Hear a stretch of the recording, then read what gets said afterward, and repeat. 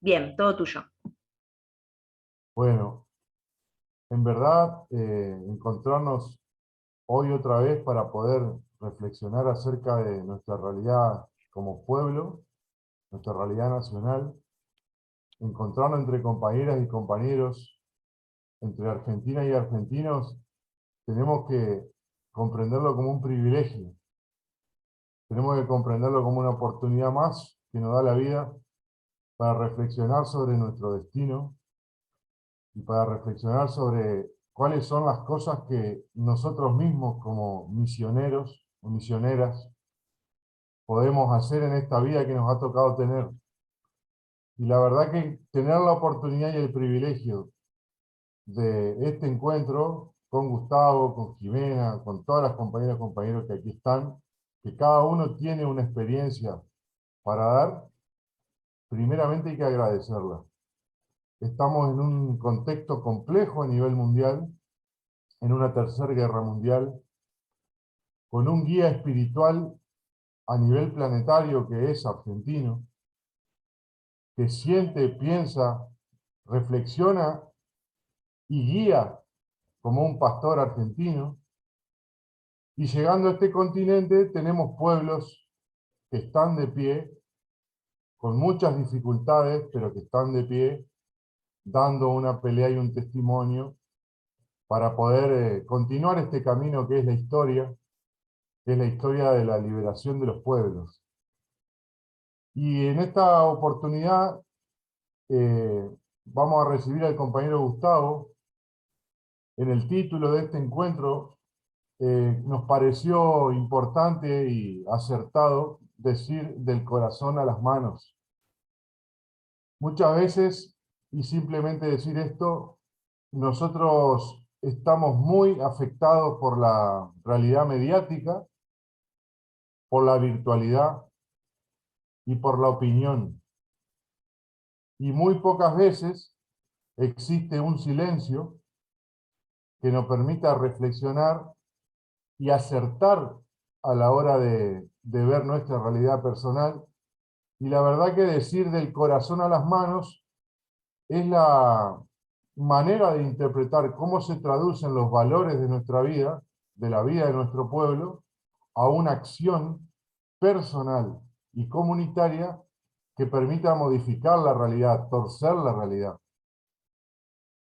Eh, Escuchar el testimonio de Gustavo, creo que es escuchar el testimonio de un argentino sencillo, que tiene fuerza para pasar lo que tiene en el corazón hacia las manos. Y eso es un ejemplo porque ustedes recuerdan que Perón decía que un movimiento se compone de realizadores y de predicadores. ¿Recuerdan? El predicador o la predicadora es quien transmite lo que tiene en el corazón, es decir, la doctrina, para poder guiar, y el realizador es el que la lleva a cabo. Y nosotros tenemos un compañero que tiene la virtud de tener los dos elementos reunidos en sí mismo. Así que, gracias a esa virtud, agradecemos a Gustavo que esté presente hoy acá y nos pueda compartir una experiencia, que nos pueda iluminar a nosotros en esto que son las formas de ejecución, para ver cómo cada uno, cada una en su lugar, en su provincia, con sus compañeros, compañeras, puede llevar adelante una práctica organizada que pueda torcer la realidad en el lugar donde existe, en la provincia argentina donde existe. Así que lo escuchamos a Gustavo para que pueda compartir sus palabras y ayudarnos a seguir trabajando por una patria eh, unida, sustentable, justa, libre, como todos soñamos. Así que adelante, Gustavo, eh, con tu Bueno, exposición. gracias Alejandro, buenos días a todos y todas. En primer lugar, les quiero aclarar que esto es demasiado pomposo, el título de encuentro magistral, a mí no me gusta nada. Esto es un aporte humilde de un militante, maestro de grado, simplemente un buen samaritano que llevó hasta las últimas consecuencias, trata de llevar hasta las últimas consecuencias lo que brota de su corazón, y trata de cambiar la realidad a partir de la vida como viene, y no a partir de lo que yo creo que tendría que ser o que es la vida en este momento. Eh, Y parto de donde parte Francisco en el Fratelli Tutti, de la parábola del buen samaritano, que es la esencia del buen militante. O sea, el buen samaritano, ustedes saben, es una parábola que cuenta Jesucristo cuando le preguntan de alguna manera cómo acceder a la vida eterna o cómo cumplir plenamente los mandamientos. Y él cuenta que había un hombre herido al costado de un camino, y que pasó un religioso y siguió de largo, y que pasó un funcionario y siguió de largo, y uno que venía de Samaria. Samaria es lo que hoy sería Cisjordania, un lugar, digamos, considerado marginal, un lugar considerado de baja categoría. Ese samaritano, que no conocía a ese extraño, sintió la necesidad de ayudarlo, de ver qué le pasaba. Entonces se detuvo, vio que estaba herido, lo llevó a una posada, pagó la posada, que lo curaran, inclusive le dijo al posadero que le avisara si quedaba algún gasto o algo más que él después lo iba a aportar, y lo hizo gratuito, lo hizo a cambio de nada, lo hizo porque sentía que era su hermano, a pesar de que no lo conocía. Eh, el militante, para que realmente sea un buen militante, primero tiene que sentir desde el corazón lo que siente el buen samaritano. Por eso Francisco dice en Fratelli Tutti que esa parábola define todos los proyectos, ¿sí? Porque podés ser o como el religioso o como el funcionario, haciendo como sí, pero que en realidad no se hace cargo del prójimo, o podés ser como los salteadores, que son los que atacaron al herido, le robaron todo y lo dejaron herido acostado al camino, o podés ser como buen samaritano, y eso te lo indica el corazón. Claramente, si brota, si está el sentimiento de la fraternidad, está todo el cimiento para construir de alguna manera el edificio de un movimiento político-social. Si no está eso en el corazón, todo lo que se va a construir es una deformación que va a terminar en cualquier cosa y seguramente en una traición al pueblo. Entonces, es importante cuando Ale decía, bueno, del corazón a la cabeza, es cómo nosotros llevamos a la práctica aquello que sentimos. Y sentimos, hoy lo podemos expresar en palabras después de un largo recorrido, sentimos que tiene que haber una sociedad sin esclavos ni excluidos, sentimos que tiene que ser justa en la distribución del ingreso, que tiene que ser inclusiva, porque tiene que garantizarle trabajo y dignidad a todas las personas, que tiene que ser sustentable, porque naturalmente hay que cuidar la casa común y hay que tener una solidaridad intergeneracional, es decir, dejar mejor las cosas de lo que las encontramos para las futuras generaciones. Eh, pero esto son ideas generales, de alguna manera, o sentimientos generales, o deseos generales, que después hay que llevarlos a la práctica. Y el llevarlos a la práctica, el primer principio para llevarlos a la práctica es tomar la vida como viene. Básicamente, tratar de trabajar sobre la materia prima que en cada barrio, en cada comunidad, en cada sindicato, en cada organización, en cada provincia donde cada uno de ustedes están, eh, tienen que afrontar concretamente. Y cómo tender un puente entre aquellas demandas, de alguna manera, entre aquellos reclamos, entre aquellas necesidades básicas, elementales, urgentes del pueblo, con la perspectiva más general de este sueño, de este horizonte, de una patria justa, libre y soberana.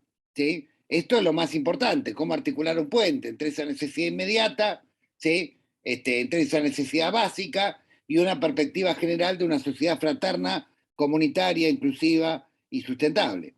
Yo creo que el ejemplo del recorrido de la Alameda en estos años muestra algo de esto, porque muchas veces a nosotros nos preguntan cómo fue que empezamos nuestra lucha contra la trata. Y la verdad que nosotros no teníamos la menor idea de lo que era la trata de personas.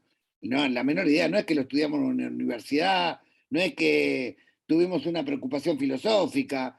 Nosotros simplemente éramos un grupo barrial que en medio del estallido del 2001 pedíamos un cambio del sistema, digamos, un cambio de la Corte Suprema, un cambio de la sociedad, digamos, una sociedad igualitaria, que enfrentábamos al Fondo Monetario, que planteábamos que se vayan todos, junto con cientos de asambleas que había en aquel momento movilizándose en aquellos meses álgidos de principios del 2002, fin del 2001, pero nosotros tempranamente tuvimos la reflexión de, bueno, a ver, esto hay que bajarlo a la práctica, porque estos reclamos generales después van a terminar agotándose en la nada misma, en el quejido que después, digamos, con el tiempo se va evaporando hasta no quedar nada y vuelve de vuelta todo lo mismo. Por lo menos hagamos algún cambio concreto. Entonces, cada uno, de alguna manera, que se ocupe de su propia comunidad, que se ocupe de su propio barrio y que se aboque de alguna manera a aportar un grano de arena, a empezar a construir un proceso para que no haya exclusión, ¿sí? Para que no haya esclavitud. Entonces, lo primero que hicimos, me acuerdo, fue empezar a agrupar a las personas que estaban en situación de calle en aquel momento, que dormían en el parque, en un parque inmenso que hay frente a la Alameda, que es el Parque Avellaneda, y empezamos a armar una olla popular. Le pedíamos a los vecinos que colaboraran con donaciones, no teníamos ningún tipo de aporte del Estado en aquel momento. Bueno, y empezamos a hacer un sistema de compras comunitarias y empezamos a ver quién necesitaba ropa. Bueno, en fin, empezamos a hacer acciones de buen samaritano, por decirlo de algún modo. Y esas acciones de buen samaritano nos fueron familiarizando también con todas las necesidades y urgencias que tenía ese sector profundamente excluido, que eran los últimos del barrio. Y a partir de esas necesidades, nosotros fuimos estructurando un sistema de reivindicaciones o un plan, de alguna manera, que no fue a partir de nuestra elucubración intelectual, sino que fue a partir de la realidad concreta que teníamos en ese momento. La recuperación de la Alameda vino a consecuencia de que no podía haber una olla popular en medio del invierno con frío, era una indignidad, la gente comía en la calle, nosotros buscamos otras maneras, no las tuvimos, y bueno, después es público, no hace falta que lo cuente, todo lo que siguió después, pero a partir de que empezamos a funcionar en la Alameda se arma un comedor comunitario, ¿sí? No obstante, nosotros veíamos como que había de alguna manera dos mundos dentro de ese comedor comunitario. Por un lado estaban los militantes, que hacíamos asamblea y que discutíamos grandes cosas, me acuerdo, discutíamos en aquella época, no sé, Sanón, Brugman, los conflictos que había en la fábrica, los problemas de esa asamblea, la Corte Suprema, y por otro lado había un comedor comunitario donde venían 300 personas, ¿sí? Que simplemente lo que estaban necesitando urgentemente era pan y trabajo. ¿Cómo unir esos dos mundos? ¿Cómo unirlos de verdad? Ese era un poco el desafío, y a nosotros nos parecía, una vuelta me acuerdo que hicimos una charla en el 2002, principio del 2002, donde vino Eve Bonafini, vino Bayer, no me acuerdo sobre qué era la charla, creo que era el impacto internacional después del tema de las Torres Gemelas, algo así. Y bueno, pero al final se dio un debate y Eve se interesó y preguntó, bueno, cómo había surgido la asamblea, qué es lo que hacíamos, y nosotros les contábamos contentos que habíamos logrado pasar de una olla popular a un comedor comunitario, que estábamos refaccionando un lugar, digamos, para que se convierta en un gran centro comunitario, y ella nos llamó la atención y nos dijo que eso no servía para nada, porque la gente excluida no estaba participando. O sea, eran un sujeto pasivo que venía a comer de alguna manera y punto. No había, no los empoderábamos, no estábamos de alguna manera dando ningún paso para que se reconocieran su propia dignidad. Y la verdad que tenía razón, nos partió la cabeza eso. Entonces, a partir de ahí, cambiamos drásticamente la forma de funcionar.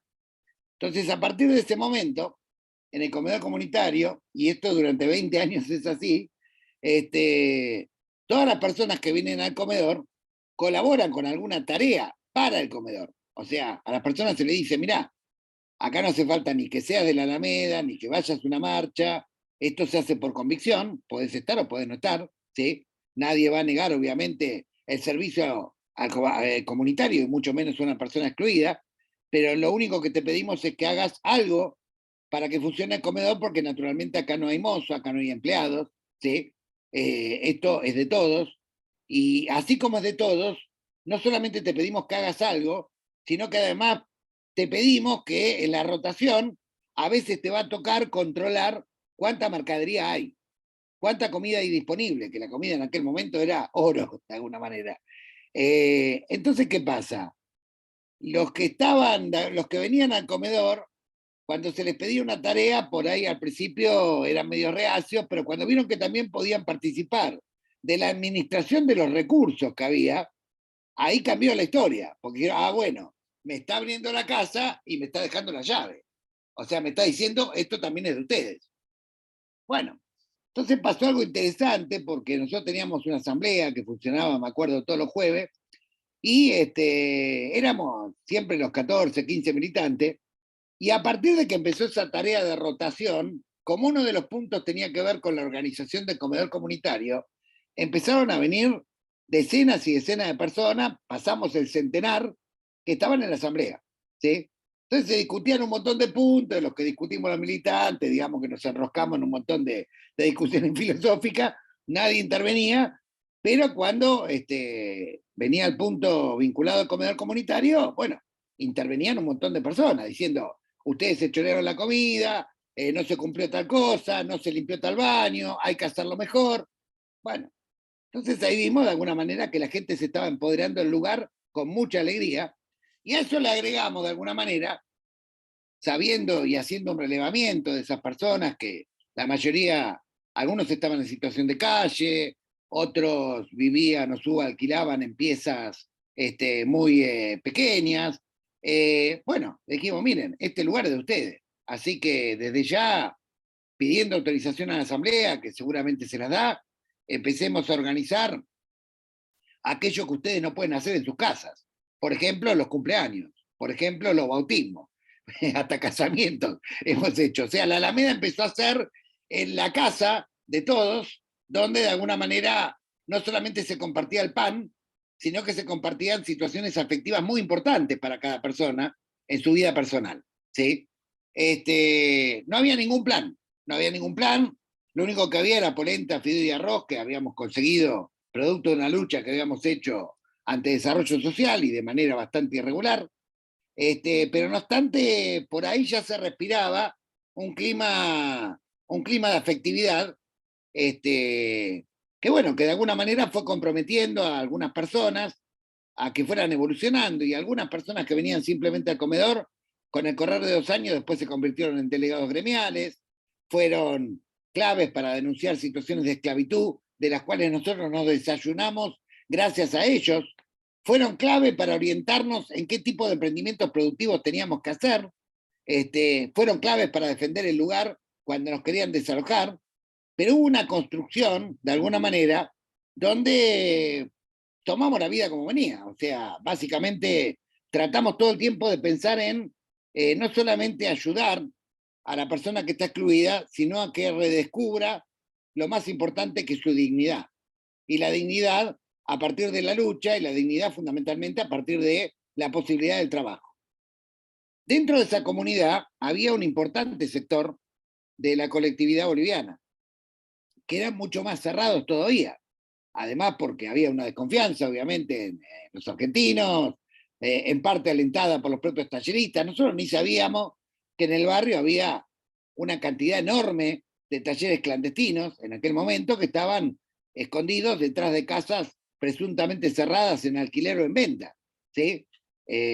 Por lo tanto, cuando fue creciendo esta afectividad de los bautismos, de los casamientos, de los cumpleaños, de que hacíamos una festival para comprarle los remedios a una familia que lo necesitaba, o sea, esto de todos nos ayudamos entre todos, de a poco, tardaron 2 años fue el tiempo, demasiado largo para el que está buscando un puestito, demasiado largo para el que tiene alguna ambición punteril, o para el que piensa usar a los pobres para algo que no sea hacer el bien común, ¿sí?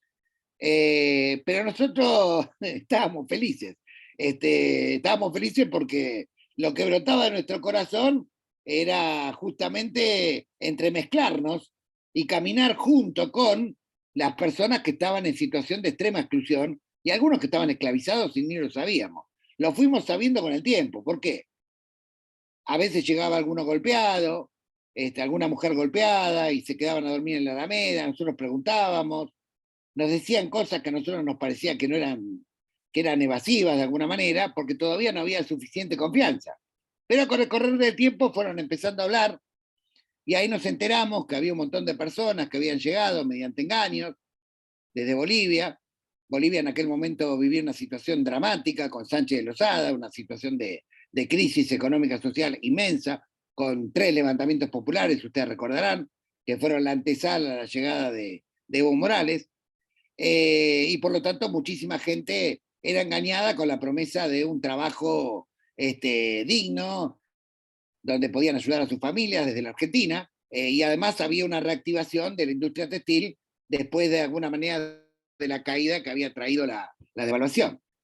Bueno, ahí empezamos a tomar conocimiento de eso que tiene que ver con la trata de personas, o sea, las personas que son captadas mediante engaño y a partir de ahí, de alguna manera, son reducidas a la servidumbre. Y empezamos a involucrarnos en un tema que nosotros no teníamos en nuestra mente, no estaba en nuestros planes. Nosotros simplemente tomamos la vida como venía y fuimos de alguna manera siguiendo o tratando de interpretar las necesidades y las reivindicaciones que tenían las personas excluidas.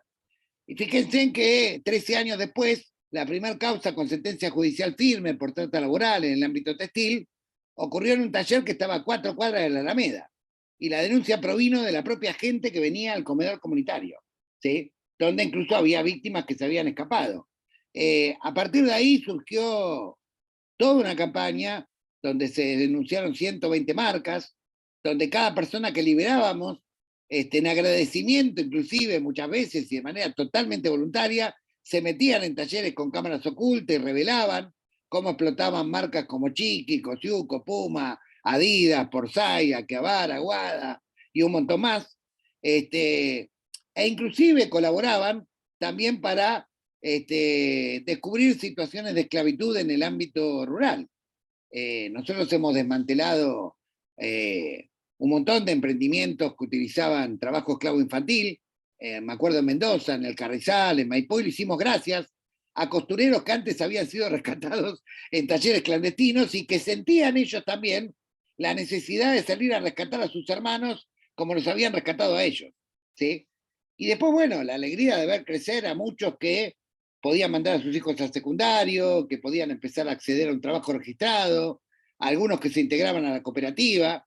Crecimos con ellos de alguna manera y fuimos siguiendo la ruta de la vida como venía. Nos proponíamos, naturalmente, primero que el comedor comunitario no tuviera punterismo, por lo tanto la rotación era importante, y la rotación era importante en el control de los recursos, porque si no se controlan los recursos, todo lo demás es chamullo. Pero otra cosa que era muy importante y que está en el centro del modelo nacional de Juan Domingo Perón, de conducción política, y también está en el centro de el Laudato Si, el Fratelli Tutti, es una cuestión elemental. No se puede construir una organización si no se tiene corazón de buen samaritano, ni tampoco se puede construir una organización sustentable si no se predica con el ejemplo. Es decir, si los máximos dirigentes de esa organización, los máximos referentes, tienen un doble discurso, o no hacen lo que dicen, o se enriquecen o se benefician de alguna manera de todo el movimiento, naturalmente esto va desmoralizando o va generando cierto cretinismo al interior de la organización que después lo vuelve insustentable en el tiempo. Una de las claves por las cuales la Alameda ha sobrevivido 20 años, que no es poco, 2 décadas de un montón de situaciones en las cuales nosotros no hemos recibido fondos de cooperación internacional. Piensen que la Alameda tuvo más de casi 12 años sin recibir absolutamente ningún plan. O sea, en el momento del festival de planes que había al principio, con Hermanos a la Obra, etcétera, nosotros no recibíamos nada de nada. Estábamos un poco como Corea del Norte porque no alineábamos de alguna manera incondicionalmente como quería el gobierno de turno, y entonces bueno, nos castigaban, y nos castigaban, nos perseguían, nos querían desalojar. Recuerdo que cuando nosotros estábamos tramitando la expropiación del lugar, y vino la primera orden de desalojo muy violenta en junio del 2004, yo creo que la justicia y el gobierno estaban convencidos que era un trámite, que nos desalojaban en 10 minutos. No contaban con que iban a aparecer 300 personas defendiendo el lugar durante 4 horas consecutivas. Porque decían, estos tipos no tienen planes, no tienen recursos, no reparten plata, o sea, comparten de alguna manera la poca pobreza que tienen.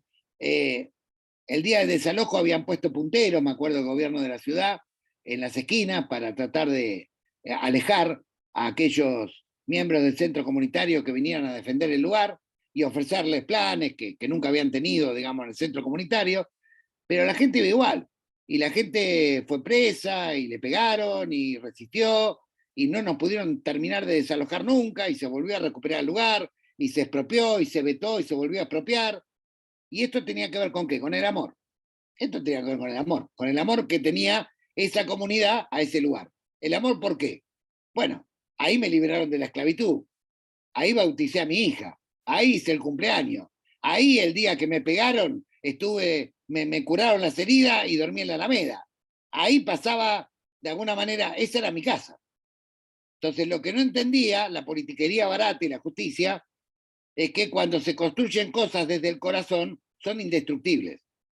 No hay manera. Y eso que nosotros nos metimos con peces muy gordos después a lo largo del tiempo, pero, pero siempre la clave fue de alguna manera nunca perder ese espíritu de buen samaritano y siempre apostar al proceso, de alguna manera, de la propia agenda de los últimos, ¿sí? O sea, de aquellos que más necesitaban de alguna manera, y tratar de tender un puente entre esa agenda y su propia dignidad, un puente entre esa agenda y el tipo de mundo con el que soñamos todos y todas, que después lo podemos racionalizar y decir, sí, justo, inclusive sustentable. Está bien, anda a construirlo. Anda a construirlo y demostrar que lo puedes hacer en la práctica. Bueno, incluso recuerdo muy bien cómo fue la primera denuncia de trata con fines de explotación sexual. Era una cosa, en una asamblea, en el año 2008, un compañero que estaba sin trabajo, trabajaba en delivery, y le habían ofrecido ser tarjetero de un prostíbulo, que había a 7 cuadras de la Alameda. Bueno, entonces pidió autorización, porque obviamente decía, bueno, pidió autorización para ver si hay alguna menor, si hay alguna situación de explotación. Y nosotros le dijimos que sí, con algunos cuidados, etcétera. Bueno, ese compañero ahí estuvo 3 días y constató que había una menor de 16 años, paraguaya, que estaba siendo explotada. Por lo tanto, hicimos la denuncia ante el juez. El juez que nos tocó en aquel momento fue Bonadío, por lo tanto, se imaginará el resultado. No hizo nada. La defensora del pueblo, digamos, reclamaba que hubiera allanamiento. No había. Entonces organizamos una marcha de 400 personas y tomamos lugar. Tomamos prostíbulo directamente. Rescatamos una persona. Me acuerdo que Clarín al otro día dijo 3 diputados, porque habíamos llamado 3 diputados, y activistas tomaron un prostíbulo. Entonces la editorial de Clarín nos castigaba y decía que no se puede violar la ley en su propio nombre. Bueno, estas cosas, ¿no? Que pasaban, digamos, en esa época donde estaba naturalizada la explotación sexual de las personas. Pero a partir de esas denuncias, las primeras denuncias que hubo en el barrio, naturalmente se acercó gente de muchos barrios, de muchas provincias, nos trajeron un montón de denuncias y nosotros empezamos a ser referentes de un tema, de alguna manera, que no es el tema que nosotros dijimos el 19 y 20 de diciembre, dijimos, no, vamos a empezar por acá. No, no es que había un plan deliberado, no, tomamos la vida como venía, y en esa vida como venía nos tocó, digamos, esta misión. Empezaron los atentados, naturalmente, porque cada vez, obviamente, las denuncias ya involucraban a comisarios, involucraban a veces a jueces, involucraban a políticos. Recuerdo que casi todos los viernes era un clásico que nos rompieran los ventanales de la Alameda. Hubo campañas de bandas nazis contra nosotros, porque decían, digamos, que estigmatizaban de alguna manera a nuestras compañeras y compañeros de la colectividad boliviana. Bueno, hubo muchas situaciones complicadas, y en esas situaciones complicadas fue cuando lo conocimos a quien hoy es el Papa Francisco, porque era el único que en aquel momento, allá por el 2008, hablaba de la cultura del volquete, hablaba del descarte, hablaba de la exclusión, hablaba de que había que tratar de alguna manera de servir, de alguna manera amar e incluir a aquellos que estaban excluidos, y hablaba de alguna manera de la trata de personas. Nadie hablaba de ese tema de las personas importantes, ¿no? En la sociedad institucional. Piensen que nosotros no venimos del Nacional de Buenos Aires, nosotros no venimos del Pellegrini, nosotros no venimos de tener algún apellido importante con algún padre o algún tío o algún abuelo que fue político, diputado, nada. éramos todos realmente clase media baja para abajo. No teníamos absolutamente un peso. Y no tenemos absolutamente un peso y estamos muy orgullosos de eso porque estamos demostrando que podemos cambiar por lo menos partes de la realidad, y que no es verdad que para cambiar la realidad tenés que tener un montón de plata, que tenés que tener un montón de contactos, que tenés que tener un montón de influencia. Todo esto es una total mentira. Bueno, lo fuimos a Bergoglio. Fuimos a verlo con Juan Graboy, me acuerdo. Juan en aquella época estaba organizando los cartoneros desde la Asamblea de Almagro, que también la historia de cómo se organiza el MTE es muy... También fue siguiendo la línea de necesidad, porque ellos lo que hicieron básicamente fue defender a los cartoneros de las coimas que le pedía la policía.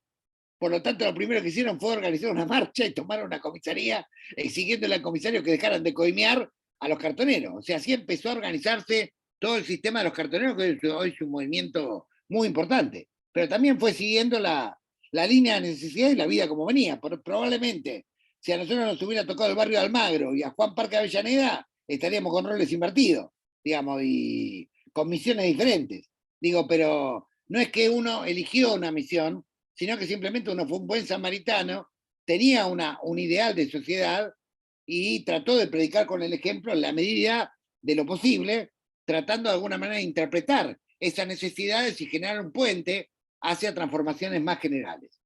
Por supuesto que no nos quedamos en denuncia.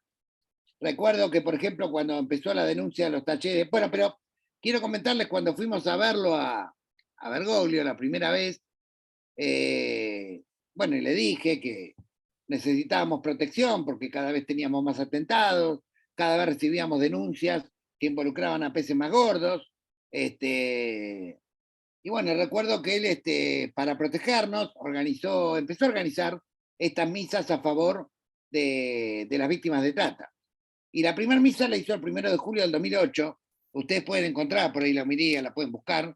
Es muy interesante porque en esa homilía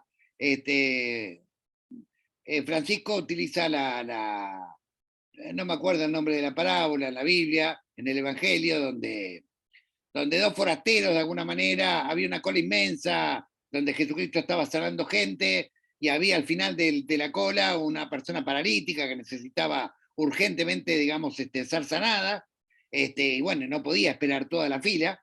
Entonces dos buenos samaritanos que pasaron por ahí, dijeron, bueno, este tipo no puede esperar la cola, así que dieron una vueltita, se subieron de alguna manera al rancho donde estaba Jesús, abrieron la teja y bajaron al paralítico por los techos.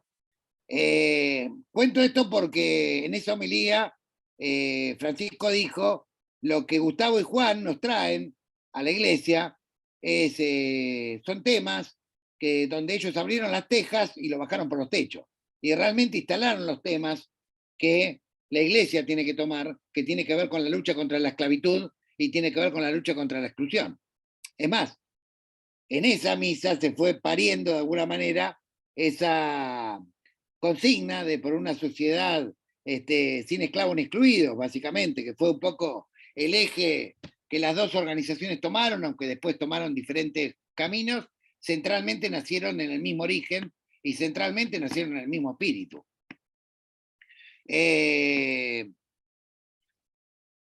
Esto también se convirtió en organización. Por ejemplo, nosotros organizamos durante algunos años la Unión de Trabajadores Costureros, donde los costureros atendían de alguna manera reivindicaciones gremiales, donde tratábamos de que aquellos que eran rescatados de talleres clandestinos entraran en fábricas registradas, que los que estaban en fábricas registradas se eligieran comisiones internas, y era interesante porque teníamos que militar los domingos. Y ustedes me dirán, ¿por qué los domingos? Y bueno, porque era el único día que las personas que estaban esclavizadas le dejaban ir al parque un rato. Por lo tanto, el único momento que podíamos tener contacto con las personas que estaban esclavizadas eran los domingos. ¿Sí? Esto después me sirvió para enseñarle una experiencia a una agrupación que trabajaba en Hong Kong contra el trabajo esclavo de las Filipinas. ¿Sí? El trabajo esclavo en el ámbito doméstico, donde la central sindical quería encontrar la vuelta a cómo pelear para que tuvieran 8 horas de trabajo, porque estaban todo el día encerradas, digamos, trabajando dentro de las casas particulares, Y bueno, yo ahí les sugerí que fueran los domingos a las plazas, que seguro que las iban a encontrar. Y tal cual, fueron el domingo y encontraron, y ahí empezaron a tomar un montón de reivindicaciones porque, digamos, había cosas muy parecidas en las formas en que se esclavizaba, en la trata laboral, ¿no? De alguna manera, en diferentes partes del mundo. Obviamente la protección de Francisco fue muy, muy importante para que nosotros pudiéramos avanzar mucho más, desmantelar la división de trata de la federal, empujar para que saliera la primera ley de lucha contra la trata del 2008, pero lo más importante es reformar la ley en el 2012, y todo esto lo hicimos desde la sociedad civil, de abajo hacia arriba. O sea, todo esto logramos incidir sin tener un cargo en aquel momento y sin tener una gran estructura, simplemente tratando de trabajar en red con todos aquellos y aquellas que buscaban de alguna manera la liberación de las personas que estaban excluidas. Y también logramos en el 2008, siguiendo la línea de la dignidad de las personas, la conformación del primer polo textil en la localidad de Barracas, que es un polo que depende del Estado, donde hay maquinaria que fue incautada de talleres clandestinos y otra maquinaria que puso desarrollo social, y donde trabajan 7, 8 cooperativas, en su mejor momento trabajaron 10. Ahora, ¿cómo se crea este polo textil? Es muy interesante, porque, y acá empezaron de alguna manera los matices entre los samaritanos, pero la Alameda Néstor siempre tuvo una posición firme. Yo recuerdo que el juez federal Torres hace un allanamiento en un taller esclavo que habíamos denunciado nosotros y descubre una situación de esclavitud brutal, rescata a las personas, pero dice, bueno, estas personas no las podemos dejar en la calle. Y encuentra un parque de maquinaria realmente millonario en aquel momento, eran bordadoras computarizadas, muy sofisticadas, muy caras en aquel momento en Argentina. Entonces nos manda una nota pidiéndole a la Alameda que se haga cargo de las bordadoras computarizadas, ¿sí? Que eran un parque de maquinaria, recuerdo, de 3 millones de dólares de aquel momento, ¿sí? Para que tengan idea, que se hagan cargo del parque de maquinarias para que organicen de manera cooperativa a las personas que habían salido de esa situación de esclavitud. Y nosotros le respondimos que nosotros lo íbamos a ayudar para que se formaran cooperativas que salían de la esclavitud, pero que de ninguna manera podíamos aceptar las máquinas, porque no era ético que la organización que denuncia se quedara con la máquina, porque obviamente la visión que iba a tener la sociedad de nosotros es que lo que estábamos buscando era una especie de provecho económico, que lo que tenía que hacer el juez era pedirle al gobierno de la ciudad, en aquel momento estaba el gobierno de Tellerman, y pedirle al INTI que formen un polo textil, que lo administre el INTI, para que funcionen las cooperativas. ¿Sí? Una cosa donde nosotros partíamos del siguiente criterio, ya lo teníamos por experiencia. El criterio era que tenía que haber un predio del Estado, que las máquinas tenían que ir al predio del Estado, que tenían que ser administradas por el INTI. ¿Por qué por el INTI? Porque había que crear una cultura de trabajo, incluso en términos de cooperativa. Quien dice que esto no es verdad, está mintiendo. O sea, las personas que vienen de la exclusión no tienen una cultura de cooperativa per se, ¿sí? Si esto queda librado a su propia suerte, se explotan unos a otros y termina siendo la ley del más fuerte, o la ley del puntero, o la ley del que consigue los recursos. Entonces tenía que haber un árbitro, para nosotros el mejor árbitro en aquel momento era el INTI. ¿Para qué? Para que les enseñara a los compañeros a dividirse inteligentemente las tareas, discutir científicamente el precio con los proveedores, trabajar 8 horas y que la productividad esté dentro de 8 horas y no de 16 o 17 como estaban acostumbrados en talleres clandestinos, llevó mucho tiempo. E incluso con esto hubo discrepancias con otras organizaciones que decían, no, el Estado no tiene que intervenir, y que después generaron polos que terminaron disolviéndose porque obviamente se explotaban unos a otros y terminó en cualquiera. El polo textil sigue existiendo al día de hoy. Ya cumple 14 años, es el mejor ejemplo, digamos, de inserción en el trabajo registrado de personas, digamos, que han salido de la esclavitud. Pero fíjense qué criterio, con una mano en el corazón. ¿Cuántas organizaciones que le ofrecen un parque de maquinaria de 3 millones de dólares lo rechazan y dicen, no, eso no es lo que nosotros estamos buscando? Nosotros estamos buscando la dignidad de los trabajadores. Por supuesto, después, naturalmente, el INTI nos invitó a formar parte del INTI. Hoy tenemos un compañero en el INTI que es delegado, que forma parte de la lucha del polo. Ahí fueron a parar también algunas marcas que habían quebrado, que los trabajadores recuperaron las maquinarias. Pero eso fue también un ejemplo concreto de cómo nosotros, digamos, enfocábamos la cuestión de la dignidad. Y siempre muy vinculados al movimiento obrero, siempre, siempre, desde el principio, desde el día uno.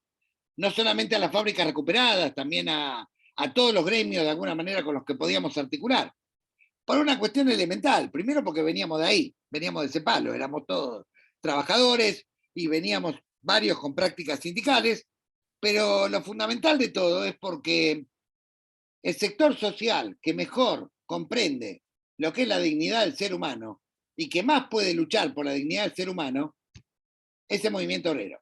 Por una razón muy simple, porque obviamente edifica la dignidad y la de su familia a partir del trabajo, a partir del salario, a partir del convenio colectivo, a partir de los derechos, ¿sí? Es el que mejor comprende, de alguna manera, la doctrina peronista, el modelo nacional, y por eso para nosotros es tan importante involucrar fuertemente a los sindicatos en la lucha contra toda forma de esclavitud. Porque aparte en el origen de la historia del movimiento obrero, la lucha contra la esclavitud fue la bandera principal. De hecho, el Día Internacional de los Trabajadores, 1 de mayo, se conmemora por la larga lucha hasta los mártires de Chicago que dio el movimiento obrero mundial para dejar de trabajar 17, 18 horas y de trabajar 8. Pero además había otras reivindicaciones. El fin de la explotación infantil, la igualdad de derechos de hombres y mujeres, e inclusive el fin de la explotación sexual. De hecho, hay toda una corriente en el movimiento obrero argentino entre 1850 y 1910, desarrollada por las mujeres obreras en los sindicatos anarquistas y socialistas de aquel entonces, contra un Estado que en aquel momento toleraba la prostitución en un Estado proxeneta. Hay un periódico que se llama La Voz de la Mujer, muy importante, digamos que escrito por obreras que no tenían ni la primaria, pero que explicaban maravillosamente, ¿sí?, por qué había que ponerle fin a la explotación sexual, por qué había que castigar a los proxenetas, por qué los proxenetas tenían una relación promiscua y económicamente cómplice con el Estado, con los jueces, con parte de la política. Y esto fue lo que tomó Palacios en la ley Palacios. La primera norma contra la trata a nivel mundial fue aquí producto de la lucha que dio el movimiento obrero. Por lo tanto, nosotros no hacemos más que retomar al origen, porque también una condición importante para cualquier organización que pretenda construir comunidad organizada es no solamente tener un corazón de buen samaritano, es no solamente predicar con el ejemplo, sino entender que uno es un eslabón de un proceso histórico, ¿sí? Porque un gran error que cometen un montón de organizaciones es creer que la historia comienza a partir de que ellos se crearon. Por lo tanto, nosotros cuando descubrimos, a partir de tomar la vida como viene, el fenómeno de la esclavitud y la trata de personas, nos pusimos a estudiar para atrás, ¿sí? Obviamente, para atrás todo lo que había. Es más, no solamente nos pusimos a estudiar para atrás, nos pusimos a estudiar en el mundo. Descubrimos, por ejemplo, que había situaciones similares en algunos países asiáticos de esclavitud de marcas, digamos, en talleres textiles clandestinos, y empezamos a hacer nexos con cooperativas de trabajadores que se liberaban de esos talleres clandestinos. Durante 7 años armamos un movimiento No Chain, se llamaba, sin cadenas, donde había una cooperativa de trabajadores de Tailandia que se llamaba Retorno a la Dignidad, fíjense en el nombre, Retorno a la Dignidad, que todavía existe, con la que tenemos un vínculo fraternal. Existía otra en Filipinas que se llamaba Defender el Trabajo, había otra en Indonesia, había otra en Hong Kong, y entre los 5 armamos de alguna manera una línea, digamos, de producción de remeras libre de trabajo esclavo, que incluso tuvo mucha repercusión en la campaña Ropa Limpia, salió en muchos medios de comunicación. El propio Bergoglio vino cuando se hizo el lanzamiento simultáneo en Tailandia y en Argentina, aquel 4 de junio, digamos, del 2010, en la Alameda. Entonces, fíjense en todas las cosas que fueron surgiendo a partir de algo tan simple como vincularse con los excluidos de corazón, de verdad, con la escucha. Viendo qué pasa, cómo se puede, tratando de entender el problema. No obviamente mistificándolo, no romantizándolo, porque hay algunas organizaciones que cometen ese error y que dicen, no, bueno, todo lo que hacen está bien. No, no, porque muchas veces el que viene de la exclusión, si uno lo deja librado a su propia suerte, por la propia alienación del sistema, por la propia explotación que ha sufrido, a veces tiende a imitar al explotador. Es decir, ha habido en el centro comunitario sanciones a personas que se choreaba la mercadería, por ejemplo, o que pretendían de alguna manera obtener algún privilegio por encima del otro. ¿Sí? Y como nosotros notamos todo esto, por eso cuando armamos el polo productivo dijimos, tiene que haber un árbitro, tiene que ser el INTI, y tiene que ser claro, de alguna manera, la forma de trabajo. ¿Saben que en el polo textil hay algo interesante? Y es que cada cooperativa firma un comodato cada 2 años, ¿no? Trabajan en un lugar que es excelente, tienen las mejores condiciones de higiene y seguridad, aparte los ayuda mucho en la capacitación, en la estructura de proveedores, etcétera. Pero tiene algo muy interesante, tiene un comodato que dice que si vos, ¿sí? No cumplís con las condiciones básicas que tiene que tener una cooperativa, de reparto igualitario, de trabajo asociativo, de trabajar 8 horas, de no utilizar trabajo, de no terciarizar ni utilizar trabajo esclavo afuera, automáticamente te dan de baja. Y hubo un caso de un grupo que se le dio de baja, porque terciarizaba con talleres clandestinos. ¿Sí? Y a partir de ahí se ordenó y se entendió claramente que lo que nosotros estábamos promoviendo era cultura de trabajo, dignidad y de alguna manera reconstrucción del horizonte de vida a partir de la dignidad humana. Y por eso este es el horizonte que hoy tenemos los que estamos hoy hoy estamos al frente del Comité Ejecutivo de Lucha contra la Trata y Explotación de Personas, o sea, el máximo organismo por ley, por la ley del 2012, que dicho sea de paso lo propusieron las organizaciones como la Alameda, el que tiene que tratar de mejorar los estándares de intervención en materia de lucha contra la trata en los 3 poderes del Estado, en los 3 estamentos del Estado, y el que hace 2 años tiene la mejor calificación a nivel mundial entre 30 países sobre 188. ¿De dónde vienen las personas que, yo recuerdo que en una charla, no importa, institucional, la vez pasada, había una señora muy elegante de Barrio Norte que preguntaba, bueno, pero ¿cuál es la diplomatura, la calificación y los estudios que tiene la gente que está en este comité contra la trata? Y tenemos toda la experiencia, obviamente sabemos perfectamente lo que pasa. Estuvimos dentro de los campos, tuvimos los talleres clandestinos, cerramos la casita de Gallego, los peores prostíbulos, y arriesgábamos la vida, obviamente no de manera imprudente, tratábamos de planificarlo, e incluso en algún momento nos protegió, como bien les comentaba Bergoglio, pero arriesgábamos la vida con alegría porque sabíamos que después las personas iban a ser liberadas, que estábamos luchando contra la peor lacra del sistema, que es justamente el descarte humano es justamente la esclavitud, la reducción de alguna manera a la servidumbre y la esclavitud. Por lo tanto, eran los temas que había que abrir las tejas y meterlo en la agenda de alguna manera, no solamente de la iglesia, sino de la sociedad. Y uno podría decir, obviar todas estas cosas y podría decir, no, miren, nosotros empezamos a preocupar por el tema de la trata a partir de un libro que leí o una inquietud filosófica, no sé qué. No, pero la verdad es otra. La verdad es que nosotros sí tuvimos que estudiar, obviamente, las leyes, las normas, las convenciones internacionales, pero fue a partir del contacto directo con los excluidos. ¿Sí? ¿Qué quiero decir con esto? Que todos ustedes viven en algún barrio, todos ustedes viven en provincias o están en alguna organización. Por lo tanto, hay que buscar a los últimos. Hay que buscar a los últimos y hay que buscar a los últimos junto con el movimiento obrero. ¿Sí? Porque el movimiento obrero es el que mejor puede ayudar a rescatar a los últimos, los que están excluidos, los que están esclavizados, porque es el que tiene sentido de dignidad. La dignidad que da la cultura del trabajo, la dignidad que da la organización sindical, la dignidad que dan los convenios colectivos,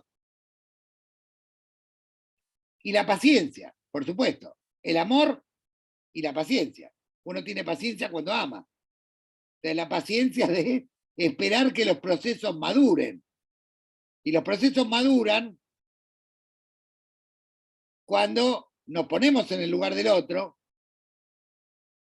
cuando de alguna manera lo hacemos más allá de que tengamos una recompensa o no.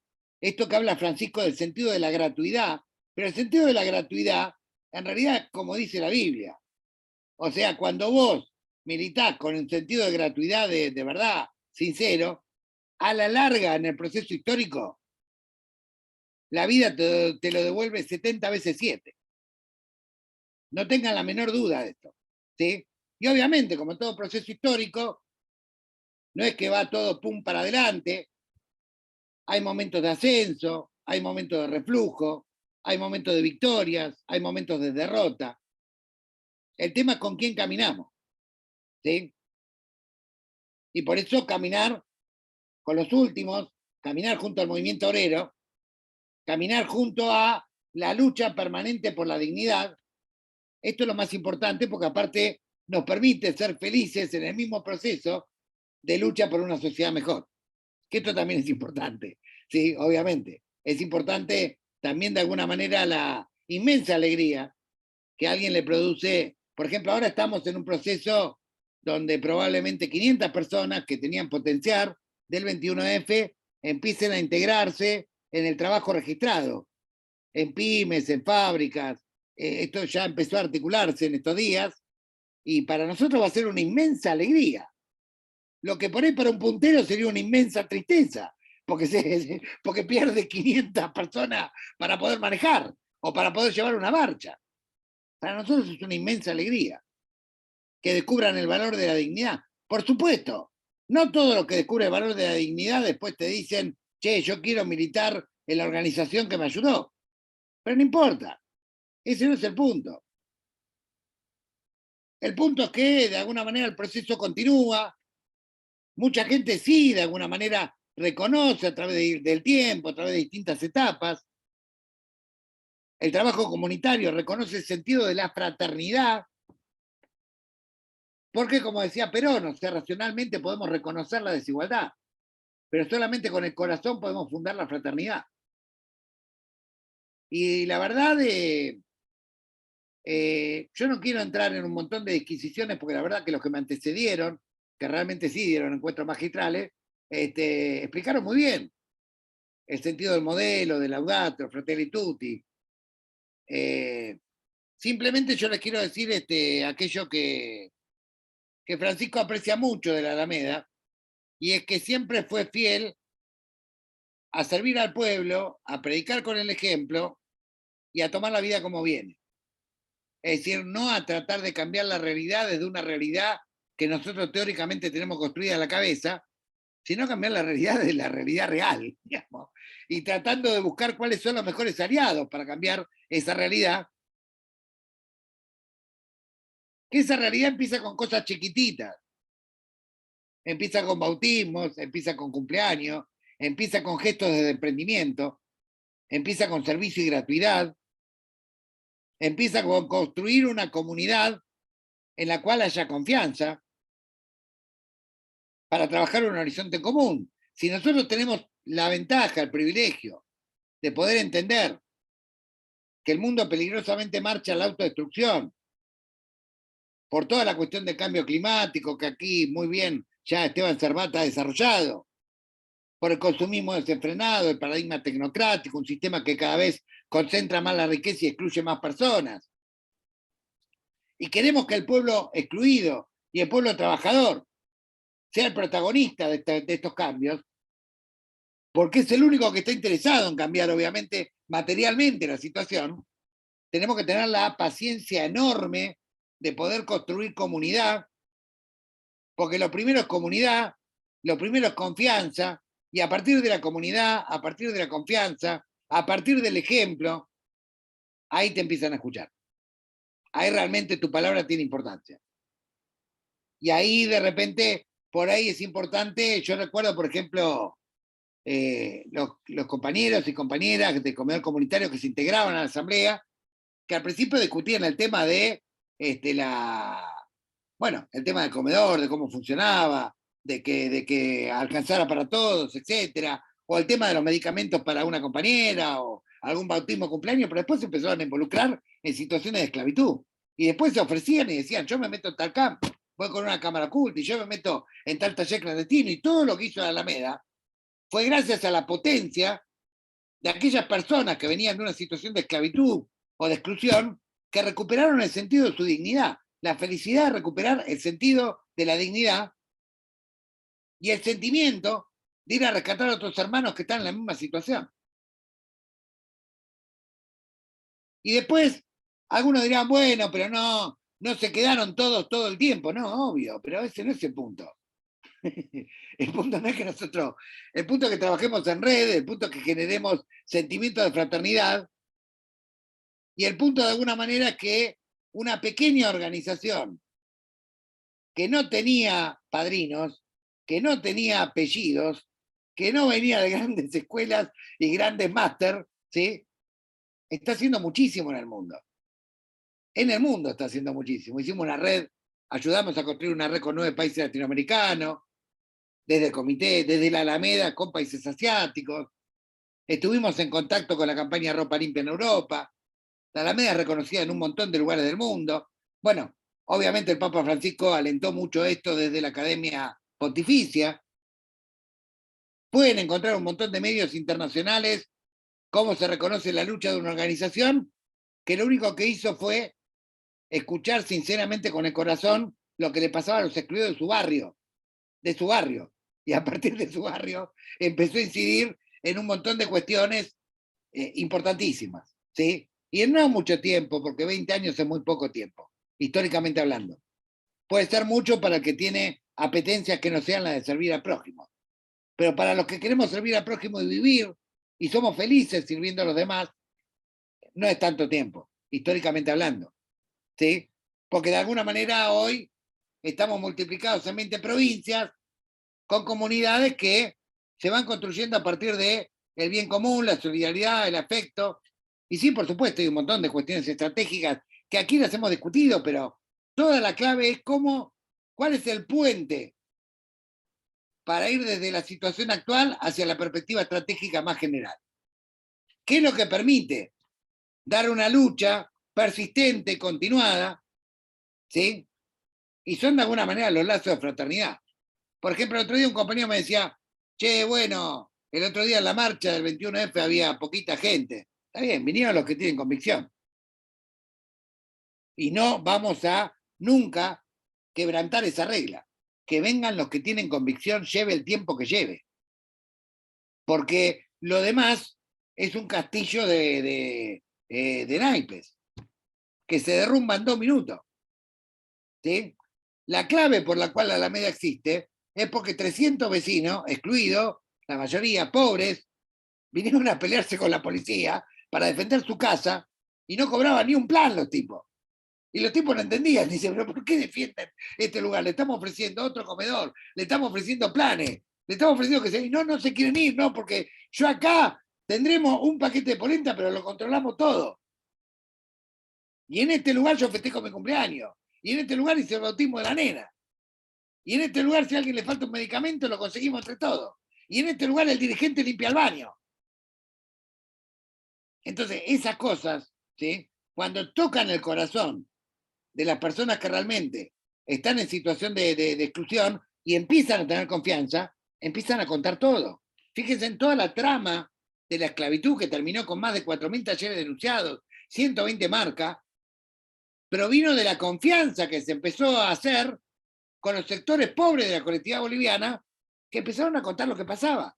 Y nos empezamos a enterar inclusive de negocios que tenía hasta el cónsul de la época de Sánchez de Lozada. Y la policía, y los comisarios, 60 comisarios cayeron a lo largo de esta lucha. O sea, fue una lucha que fue muy potente, pero que nació del amor. Entonces, esto es lo principal. Ahora, claro, si uno de alguna manera se ha olvidado de ser el buen samaritano, y aunque no se dé cuenta, está actuando como el religioso, como el funcionario, que aparenta servir al pueblo, pero cuando ve al extraño en el camino lo deja tirado, bueno, naturalmente su trabajo va a ser agua por todos lados, porque no está fundado en el amor, que es el único que puede fundar la fraternidad humana. ¿Sí? Bueno, básicamente esto es lo que quería un poco transmitirles. Hay mucho más, se hizo muchísimas más cosas.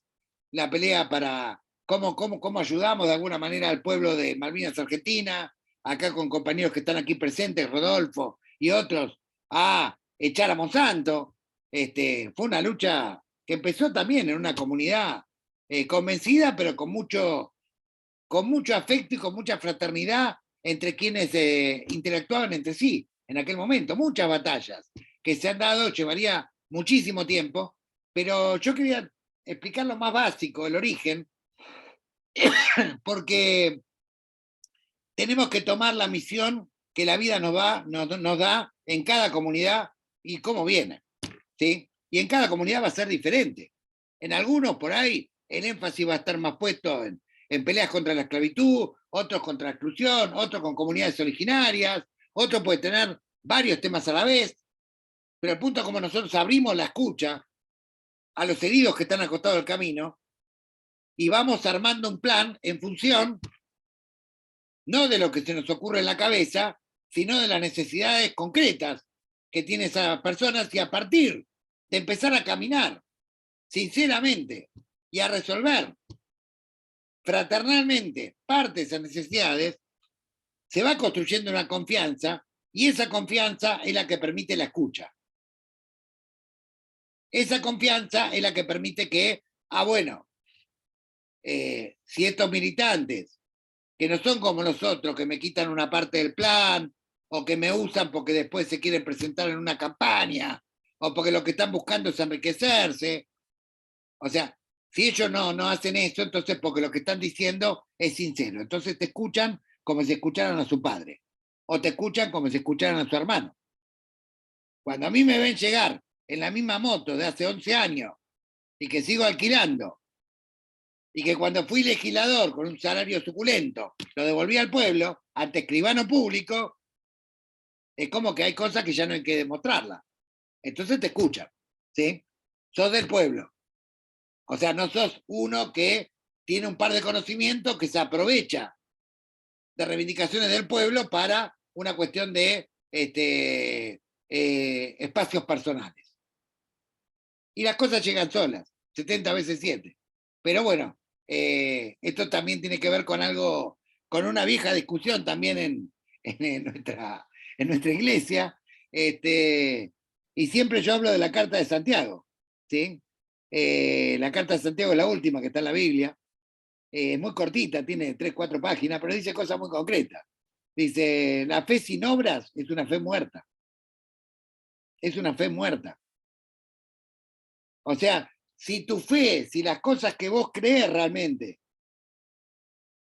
de la solidaridad, de la fraternidad, del amor al prójimo, las tenés en tu corazón, pero no las llevas a la práctica, es mentira. Por eso la verdad siempre es concreta. O sea, algo para que sea verdad se tiene que concretizar. Y siempre tenemos que tratar de alguna manera de que haya una armonía y una coherencia, no solamente entre lo que decimos y lo que hacemos, entre la palabra y los actos. Esto es lo más importante, digamos, porque esa coherencia es la que perciben de alguna manera, y ese amor es el que perciben o no perciben aquellos que están excluidos. Uno puede tener un aparato y a partir del aparato puede agrupar gente y que la gente diga así y que aparentemente a uno lo sigue. Pero eso no significa construir una comunidad. Construir una comunidad es otra cosa, que cuando en las peores circunstancias, cuando no tienes absolutamente nada, trabajas en fraternidad igual.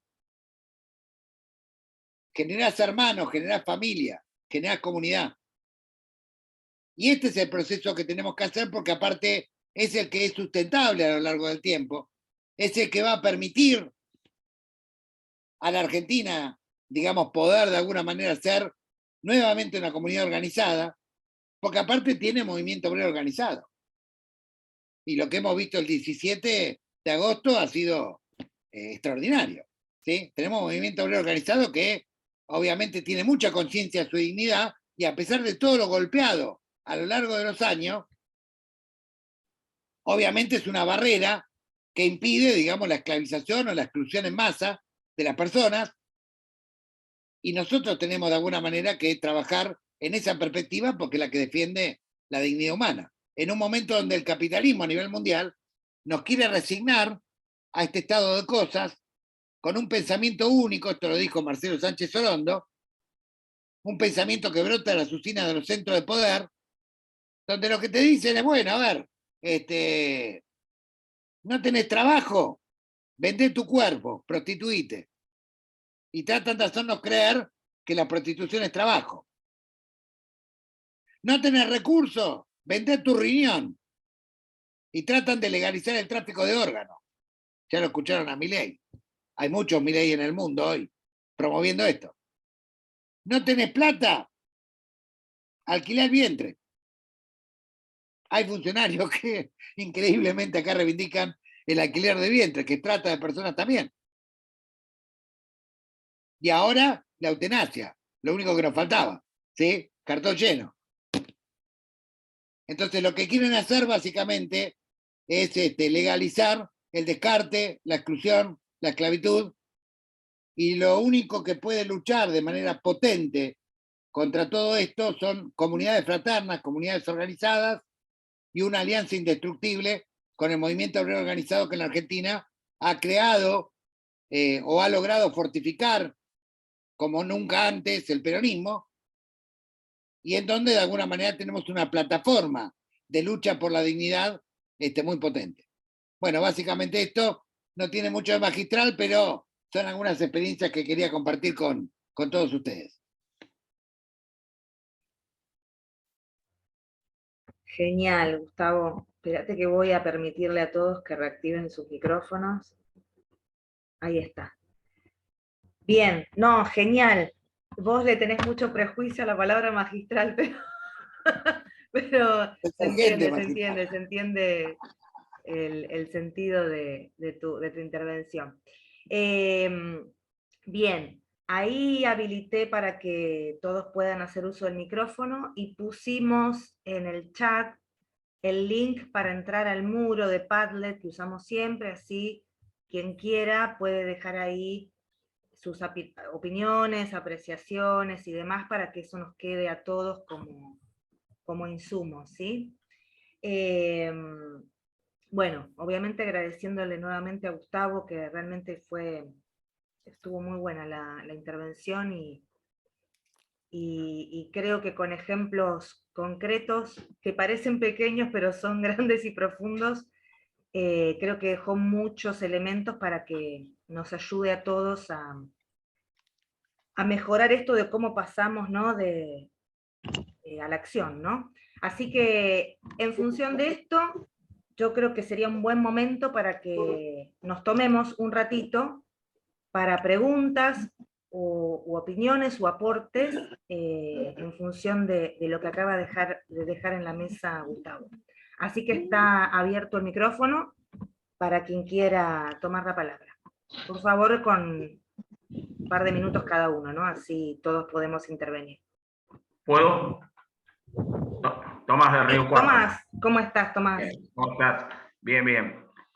Bueno, a modo de reflexiones, creo que es muy acertado el título de la charla o de la conferencia, en función de que muchas veces teníamos algún nombre muy rimbombante, que era de la concepción hacia la acción. Y en este momento creo que del corazón a las manos me parece que es mucho más entendible y es mucho más realizable. Fundamentalmente entiendo para aquellos que sentimos y vivimos el peronismo. Estoy acá con un grupo me atreví a invitar a algunos compañeros para hacer un desayuno y escucharlo a Gustavo. También le ofrecí a mi señora, que es parte de una iglesia, y ha invitado a dos amigas, también como para que algo que yo siempre les digo muchas veces, de que el peronismo está basado en la doctrina social de la Iglesia y bueno, tenemos ese tipo de discusiones. Yo por ahí digo, ¿cómo puede ser que hoy los católicos de la Argentina no estén todos alineados atrás del Papa? O sea, y que haya alguna suerte de contradicciones entre lo levantamos a Francisco, pero hacemos actos u obras del liberalismo, o criticamos al humilde, a la persona que tiene una cierta marginalidad, con lo cual yo les digo, a ver, empiecen a reflexionar, porque realmente son como el Paco, o sea, tienen componentes que por un lado son explosivos y por otro son tranquilizantes. Entonces en su cabeza se le está haciendo todo un matete y no pueden materializar lo que muchas veces están pregonando. Y por ahí les digo y comento que más allá de las personas, el peronismo es corazón y es amor.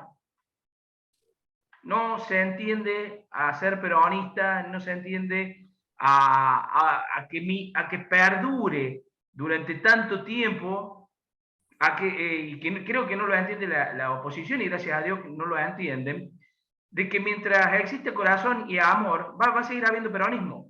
Lo podremos llamar de una forma, lo podemos llamar de otra, pero es lo que hace que esto se vaya transmitiendo de generación en generación. Y hablábamos con los compañeros recién, y creo que es maravilloso esto de que ese corazón lo tenemos que trasladar a las manos, trasladarlo a la acción y motivar. Y creo que este ha sido para al menos estas 7 personas que estamos hoy en casa, un video de motivación. Así como el sistema muchas veces le inculca a los vendedores y les hacen una historia y el vendedor sale y se quiere comer el mundo. Bueno, yo creo que esto también está bueno que esté grabado para que nosotros en cada lugar lo podamos, y pido permiso y se los comunico para decir, bueno, nos juntamos en una unidad básica, una de las charlas tiene que ser esta. Tiene que ser esta explicación, primero para que todos nos motivemos, y también para que esa persona que está militando dentro de un barrio, se convierta de puntero a militante, de puntero a trabajador, y que cada uno sienta y no se sienta excluido por la situación que le ha tocado en vida, digamos, y que siente en el corazón la posibilidad de generar una transformación o esa revolución en paz que muchas veces nadie la entiende, nadie la comprende, y que es el cambio y la transformación de que cada ser humano tiene que realizar. Agradecerle a ustedes, agradecerle a Pablo, Sorsolo, a Rodolfo, de que en algún momento nos dieron la posibilidad de conectarnos con la gente de Alameda. Desde este poquito tiempo que hace, que fue desde los 20 años de Alameda, que tuvimos la posibilidad de participar en Buenos Aires, creo que hemos aprendido y hemos transformado muchas cosas de muchos que venimos militando desde hace mucho tiempo. Yo digo que soy peronista desde el embrión. Mi padre fue el primer presidente de la Juventud Peronista en Río Cuarto. Dejó todo por el movimiento, y muchas veces yo me declaro hincha del peronismo más que un reflexivo del peronismo.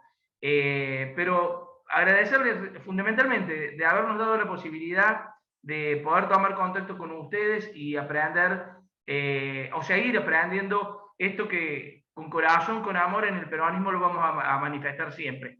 Así que de este grupo de 7 personas que hoy me ha tocado en casa compartir unos mates, tienen un hambre, pobrecitos también, que no va a haber planes que con todo lo que me han comido, pero bueno, no importa. Desde acá un abrazo y muchas gracias por darme esta participación y darnos esta participación. Gracias, Tomás. Te salió carísimo el encuentro. Bueno. Antes de devolverle sí. Antes de devolverle la palabra a Gustavo, un par de intervenciones más. Elisandro, querías hacer una pregunta, ¿pusiste ahí? ¿Todo tuyo? Ajá. Buenas. Bueno, no, en principio Gracias, Gustavo, por la exposición, porque es muy interesante, digamos, escucharte en tu experiencia, digamos. Para mí, por lo menos, ya estoy pensando en un par de compañeras que creo que le hubiera hecho muy bien escucharte, porque están en el mismo quilombo, digamos, que tuviste, que estuvo la Alameda, digamos, en los 20 años que llevan. Mi pregunta va relacionada a un caso muy concreto, digamos, que vos comentaste acerca de las cooperativas, cuando les ofrecen el predio, y ustedes ven que evidentemente acertaron, digamos, porque si lleva 14 años funcionando es porque han han hecho un buen diagnóstico en relación a eso, pero mi pregunta es, vos hablaste de la dignidad del movimiento obrero, del movimiento trabajador, ¿por qué darle el control, digamos, al INTI o al Estado a través del INTI y no al movimiento obrero? O no sé si lo han reflexionado o qué posibilidad hay de que eso pase, de que... Comento esto, o sea, mi pregunta viene en relación a que después los gobiernos cambian y tal vez la toma de decisiones en esos lugares a veces, digamos, los ponen los políticos de turno, ¿no? La gente que toma las decisiones en esos lugares. Por ahí en el movimiento obrero capaz que es un poco más sostenido la defensa de los intereses, digamos, del movimiento. Es decir, si ponen gente que va no creo que el movimiento obrero ponga gente que vaya en contra de sus intereses en los lugares de toma de decisiones. No sé si estoy siendo claro con la pregunta, no sé si lo han reflexionado, pero bueno, era para saber tu opinión, digamos, qué opinás respecto a eso. Sí, está muy bien lo que planteas. En aquel momento el INTI estaba dirigido por Enrique Martínez, tenía una política muy fuerte, digamos, de desarrollo de la economía social con parámetros científicos. Este, y nosotros éramos una organización sumamente pequeña. Es más, no entendían nada. Los de gobierno de la ciudad decían varias veces, un ministro me dijo, no, pero el predio es de ustedes, se lo damos a ustedes, le damos la máquina y no rompan las pelotas. O sea, onda, ¿por qué no se están pidiendo que organicemos?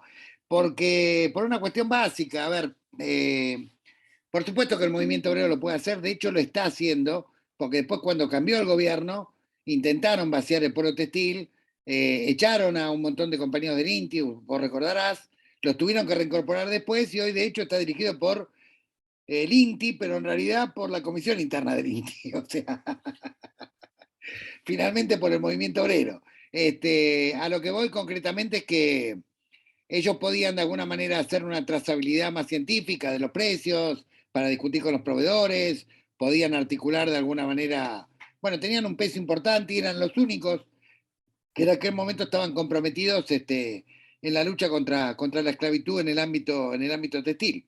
Después continuó a lo largo del tiempo y a veces el INTI, cuando fue cambiando de gestiones, es como que tenía una especie de cuerpo extraño, que era ese polo textil, que bueno, en la época del macrismo directamente lo querían cerrar, y bueno, nunca pudieron también, porque también se fue construyendo cierta comunidad ahí, de trabajadores y trabajadoras que defienden sus intereses, obviamente, y que fueron creando una cultura de cooperativa que hoy funciona bien, digamos, hoy funciona bien desde el punto de vista de que hoy no tiene que estar el funcionario del INTI interviniendo cada 2 minutos para que haya asociativismo, para que dividan inteligentemente el trabajo, para que no los estafen los proveedores cuando discuten precios, pero fue un proceso de una década, digamos, de enseñanza y de reconstrucción de cultura de trabajo. ¿Se entiende? O sea, esto es muy importante porque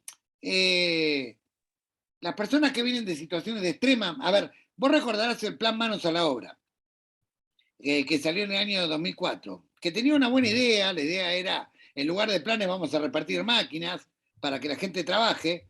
Claro, ahora, si vos entregas máquinas, pero no hay una estructura de comercialización, no tenés una proveedores, tenés que insertarte en el mercado desde la nada, ¿en qué termina eso? En que la máquina se la termina apropiando el puntero o la ley de más fuerte, o la terminan vendiendo, que es lo que ocurrió en el 90% de los casos. Es más, fábricas recuperadas. Vos tuviste 500 fábricas recuperadas del 2002 a la fecha, recuerdo. De esas debe quedar menos de la mitad, mucho menos de la mitad, muchísimo menos. Y muchas han caído porque en realidad los que recuperaban la fábrica eran los de producción, pero se iban los de ventas, se iban los que de alguna manera armaban toda la estructura con el mercado, no podían suplir esos roles, no sabían cómo suplirlos, nadie los ayudaba. Entonces, a ver, es un error pensar que la cultura cooperativa es inferior a la cultura del trabajo registrado. La cultura cooperativa es superior al trabajo registrado, porque requiere de niveles de fraternidad y de solidaridad muy compactos, ¿sí? Lo que pasa es que acá se usa la figura de cooperativa porque era más sencilla, la que se encontró para dar de alguna manera formas de organización a la economía social, ¿correcto? También las patronales muchas veces usan las cooperativas como herramienta de fraude laboral, por ejemplo.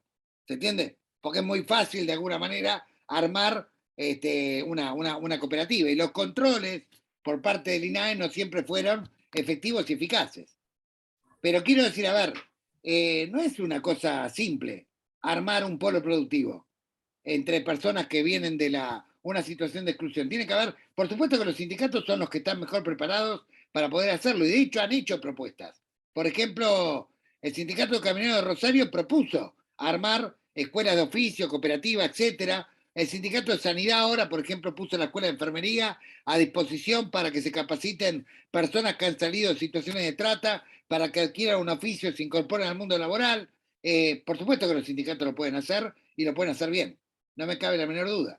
Y ahora que tenemos un vínculo desde el año, podríamos decir, 2012, 2013, que empezamos a trabajar las campañas nacionales contra el trabajo esclavo con la CGT, naturalmente, hoy si se repitiera la misma situación, me parece que los sindicatos serían obviamente lo más apropiado para defender de alguna manera esos productivos en construcción de procesos de dignidad de trabajo, ¿no? Muy bien. Gracias, Gustavo. Pablo Sorsolo pidió la palabra. Buen día, compañeros y compañeras. Buen día, Gustavo. Muy buena intervención, una mañana de sábado y directamente la experiencia llegó directamente al corazón. Uno trata de ponerle la impronta y copiar estos buenos modelos de trabajo y llevarlo a lo más alto y poder replicarlo. En mi lugar de ser un militante de base, trabajar desde el correo y quedarme ahí y no buscar un beneficio económico sobre las acciones que venimos realizando y tratar de motivar y abrir, como decís vos, Gustavo, y contar la experiencia y poder llevarlo a los compañeros de Río Cuarto, como en el caso de Tomás y estos compañeros que están reunidos, es importante. Es una charla realmente consejera para poder seguir caminando y recorriendo estos caminos que no son fáciles y poder desarrollarlo. Acompañar y colaborar en todos los espacios que se han creado, que han soñado y hoy son una realidad, eso a nosotros nos pone muy contentos y poder desarrollarlo también y poder aportar lo poquito que podemos hacer. Desde el movimiento obrero donde estoy, que estoy en una segunda fila, tratando de entusiasmar a nuestros secretarios generales de distintos gremios, participando de la CGT y teniendo alguna intervención en alguna CTA, como la de Yasky, como la de Micheli, tratar de poner ese granito de arena y poder motivarlos a seguir luchando y acompañando, ¿no? Yo creo que la comunidad organizada, el buen tramitano y todo lo que se viene haciendo es importante. En esta reunión uno saca muchas conclusiones y también despierta en lo más profundo poner ejemplo de lo que estabas contando, Gustavo. No es fácil, pero tampoco imposible. Nosotros sin dineros estamos en lugares por ahí importantes de discusión sobre la agroalimentación. El otro día tuve una llegada a Rosario, una invitación que me hicieron desde el INAI a participar de una mesa de gremios y de cooperativas que tienen historia de 90 años, como AFA, como ACA, como distintas, y poder ser ahí voz por un sueño de una cooperativa de transporte y logística, poder lograr ser un timón de lo mismo, ¿no? Y por supuesto ponerla a disposición de los compañeros. Ahí con Tomás estamos viendo a ver cómo podemos articular de su espacio de conducción que tiene, que es el CEPI, que es un lugar de estudio, dar capacitaciones gratis del tema de logística y transporte y todo lo que viene acá. Pero más allá de todo, el saber cómo articular o cómo podemos aprender, también tener ese corazón bondadoso y que no se desvíe. Así que muchísimas gracias por esta mañana de doctrina de corazón que nos hace bien, y tratar de que nos vengan corrigiendo, y está bien. Gracias Jimena, gracias Gustavo, gracias a todas las personas que nos hemos dedicado este tiempo para poder estar hoy. Es eso todo lo que quería comentar, Jimena. Gracias, Pablo, muchas gracias. Bien, ¿alguno más? ¿Dudas, preguntas, sentires, experiencias? Está Kitty ahí. Sí, Sí, bueno, primero, adelante. de nuevo, agradecer mucho a Gustavo las palabras, porque, bueno, si bien tenemos una relación más cercana, más permanente, digamos, de alguna manera a través de la 21, y también por su trabajo de trata que vino a Salta, que estuvimos acá trabajando, es tan necesario esta charla, esta conversación, y que les llegue a nuestros compañeros. Cuando recién el compañero, me acuerdo, decía, ¿por qué no están más el movimiento obrero en los espacios de poder? Bueno, un poco yo, en mi opinión, pasa un poco también por los egoísmos dentro del movimiento obrero, porque el movimiento obrero debiera estar, sí, no solamente en el INAI, sino en muchos espacios. Acá en Salta hemos logrado que Jorge Guaymán esté en el Ministerio de Trabajo, y la verdad que la peleamos a morir todos los días, muy fuerte, porque tenemos peleas y luchas con con esta casta que tenemos acá, ¿no? No solamente de la parte legal, digamos, de lo que es el ministerio, sino también lo que es la provincia, tan conservadora como es Salta. Pero yo creo que cuando llega un hombre del espacio del movimiento a un espacio no sé si de poder, pero sí de mucho trabajo y de poder dar y entregar, es donde nos damos cuenta que se puede hacer, y mucho, pero muchísimo. Y sería muy bueno que a través de nosotros, de la 21, de este trabajo que estamos haciendo, de Gustavo, que está tan cerca no solo del Papa, sino también del presidente, o sea, en todas las provincias hay hombres y mujeres muy valiosas, en Salta hay mujeres muy valiosas, hombres muy valiosos dentro del espacio del movimiento, que pueden ocupar los lugares que están mal usados en la política, y que podrían hacer muchísimo. Yo coincido 100%, 1000% en que si esto lo manejara el movimiento obrero, no solamente los programas sociales, que se pueden convertir en programas de trabajo registrados, no solamente esto de trasladar los movimientos sociales, digamos las ayudas sociales o los programas potenciales a los programas de trabajo. Acá, bueno, cuesta mucho, Gustavo, porque vos le vas a explicar a un empresario que tome mano de obra de gente que viene de un programa. Nos cuesta mucho porque primero lo catalogan como los vagos, ¿no? Primero, o sea, los vagos que reciben los planeros, que no quieren saber nada con ese sector de los programas. Pero cuando uno va y les explica, y bueno, y uno hace todo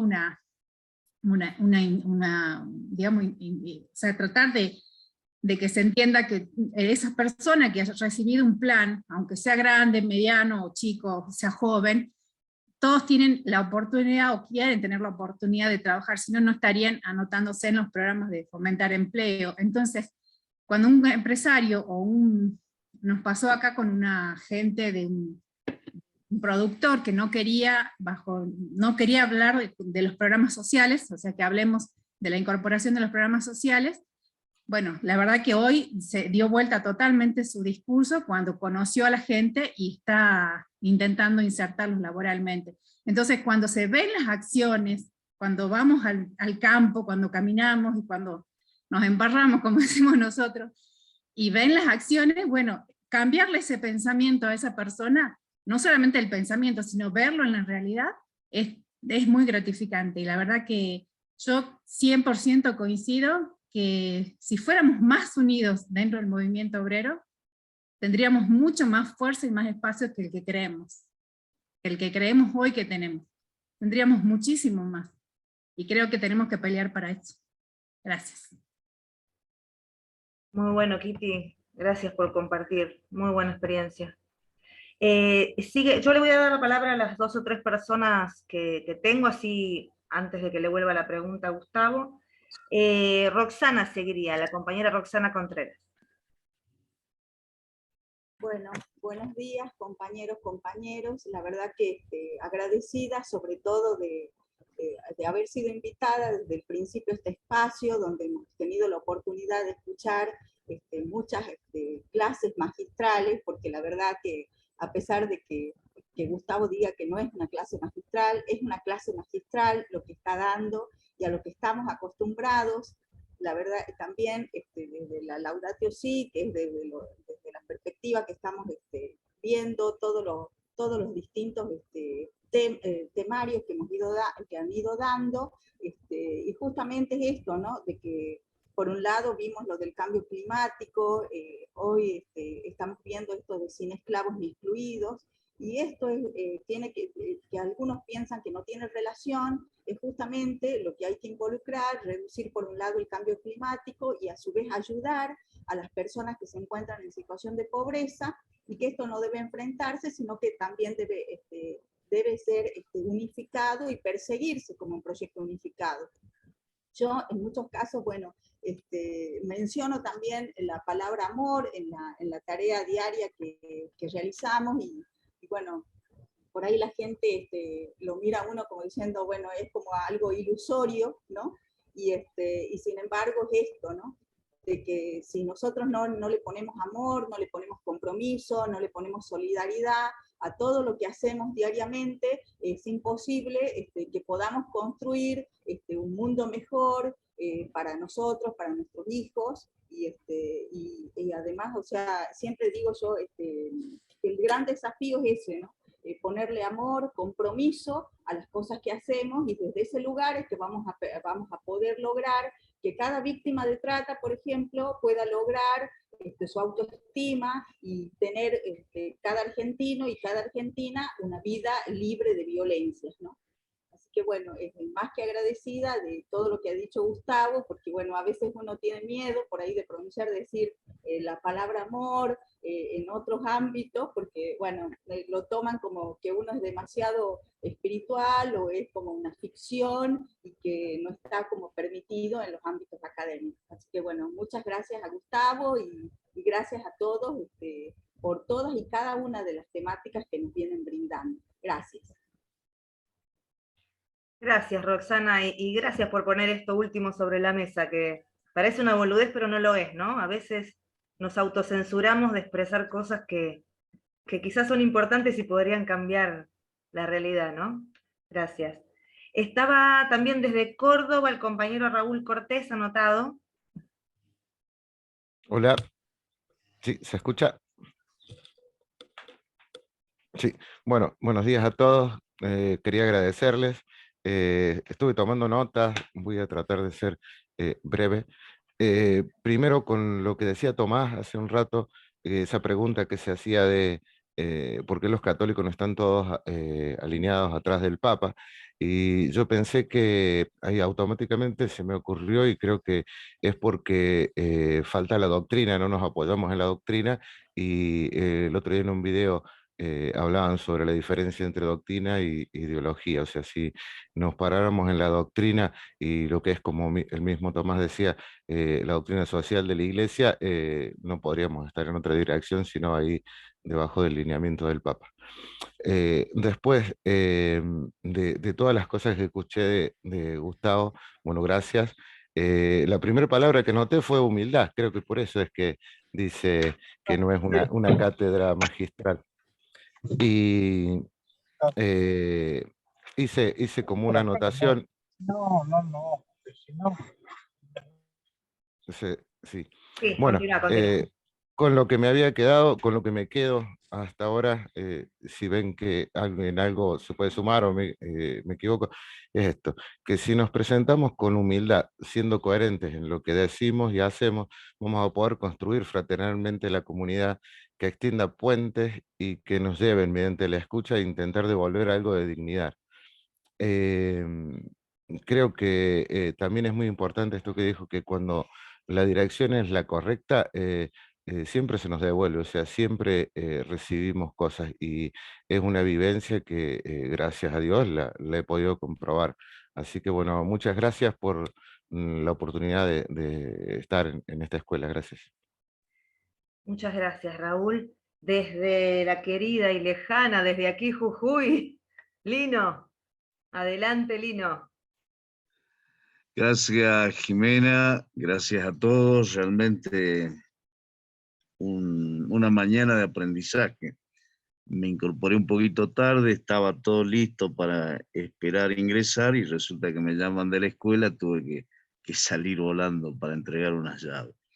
Así que bueno, agradecerle a Gustavo, la verdad que es un testimonio de vida, para mí creo que es lo más importante, por ahí una clase magistral puede ser desde lo teórico y no tanto desde lo vivencial.